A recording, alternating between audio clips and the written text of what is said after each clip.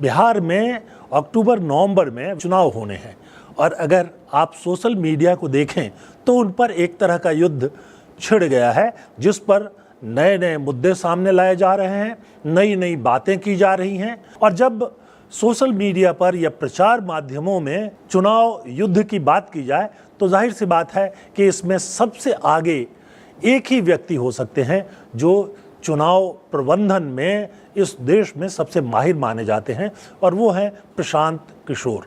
प्रशांत किशोर, आपको पता ही है कि जन सुराज नाम से एक नई पार्टी बनाकर बिहार में विधानसभा के चुनाव में उतरने की पूरी तैयारी कर चुके हैं और उनका कहना है कि वो राज्य की सभी विधानसभा सीटों से चुनाव लड़ेंगे। और अब तक वो ये भी कह रहे हैं कि वो किसी भी दूसरी पार्टी से समझौता नहीं करेंगे।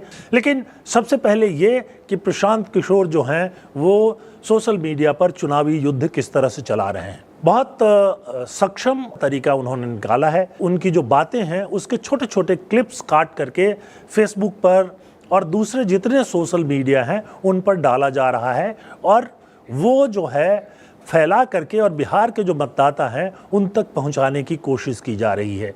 ये बहुत ही नायाब तरीका है। वो पूरी ताकत के साथ लगे हुए हैं कि विधानसभा के चुनाव में एक तेज तर्रार छवि जो है उसके आधार पर एक नई तरह की राजनीति की शुरुआत करें।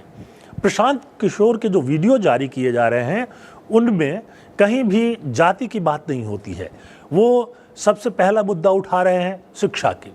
उनका कहना है 5 से 15 साल तक के जो बच्चे हैं उनकी शिक्षा की और मुफ्त शिक्षा की पूरी व्यवस्था की जानी चाहिए।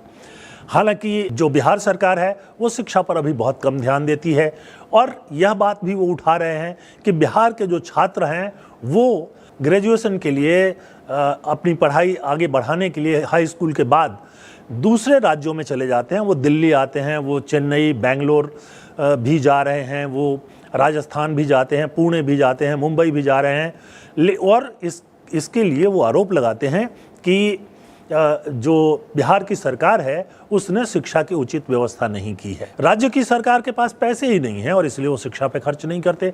अब उसका भी एक हल जो है वो प्रशांत किशोर ने निकाल लिया है और वो बहुत खुले तौर पर कहते हैं कि बिहार में शराबबंदी की ज़रूरत ही नहीं है। शराबबंदी के कारण प्रशांत किशोर के अनुसार बहुत सारी चीज़ें जो हैं बिगड़ी हैं, अपराध बढ़े हैं, बहुत सारे जो बच्चे हैं वो अवैध शराब के धंधे में और नशीली दवाओं के धंधे में जुट गए हैं। तो उनका कहना है कि शराब को खोल दिया जाए और उससे जो आमदनी होगी उसको पूरी तरह से शिक्षा पर खर्च कर दिया जाए। बात समझने लायक हो सकती है क्योंकि एक बात तो अपने अनुभव से भी मैं कह सकता हूं कि बिहार में शराब की बिक्री ख़त्म नहीं हुई है बल्कि कालाबाजारी हो रही है। आप को गांव-गांव में फ़ोन नंबर मिल जाएंगे और उस नंबर पर कॉल कीजिए और आपके घर पर शराब वो पहुंचा देते हैं। प्रशांत किशोर ये भी कह रहे हैं कि जो राज्य के लोगों को रोजगार मिलना चाहिए वो मिला नहीं और उसके लिए वो कहते हैं कि रोजगार देने का एक ही तरीका है कि जो नौजवान हैं उनको पूंजी उपलब्ध कराएं, पूंजी दें। यानी जो नौजवान अपना धंधा करना चाहते हैं, बिहार में रहकर करना चाहते हैं, उनको पूंजी उपलब्ध कराएं। बिहार की सरकार इस मामले में भी पीछे है। प्रशांत किशोर का अभियान है जिसमें शिक्षा, रोजगार और स्वास्थ्य, इन 3 चीज़ों को वो बहुत अहम बता रहे हैं।